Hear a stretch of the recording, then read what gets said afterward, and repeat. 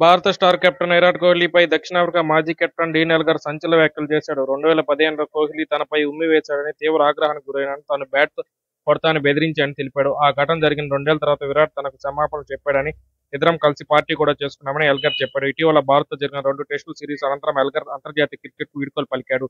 2వ టెస్ట్ అనంతరం ఎల్గర్ దగ్గరకు వెళ్లిన కోహ్లీ అతన్ని హత్తుకుని వీడ్కోలు పలికాడు. తాజాగా ఓ పోడ్కాస్ట్లో మాట్లాడిన ఎల్గర్ 2015లో తన మొదటి భారత పర్యటనను గుర్తు చేసుకున్నాడు.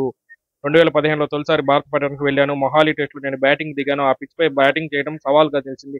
బ్యాటింగ్ చేస్తున్న నాపై రవిచంద్రన్ అశ్విన్, రవీంద్ర జడేజా స్లెడ్జింగ్ దిగారు. వారికి నేను ధీటుగా బదులిచ్చాను. ఆ సమయంలో విరాట్ కోహ్లీ జోక్యం చేసుకుని నాపై ఉమ్మి వేశాడు. దాంతో తీవ్ర ఆగ్రహానికి గురైన నేను బూతులు తిడుతూ బ్యాట్తో కొడతానని బెదిరించా. ఐపీఎల్ ఆర్సీబీ తరఫున ఏపీ డివిలియర్స్ ఆడుతుండటంతో నేను వాడిన బూత్ను విరాట్ అర్థం చేసుకున్నాడు. కోహ్లీ కూడా అదే బూత్ మాటను నాపై ఉపయోగించాడు.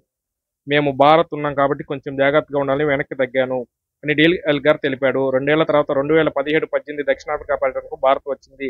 అప్పటికే విరాట్ కోహ్లీ ఏం చేశాడో ఏబీ డివిలియర్స్ తెలుసుకున్నాడు. అతని వద్దకు వెళ్లి నా సహచరుడిపై ఎందుకు ఉమ్మావు అని అడిగాడు. ఆ తర్వాత విరాట్ నాకు ఫోన్ చేసి సిరీస్ తర్వాత డ్రింక్ చేద్దామా అని అడిగాడు. కోహ్లీ ప్రతిపాదనకు నేను ఒప్పుకున్నాను.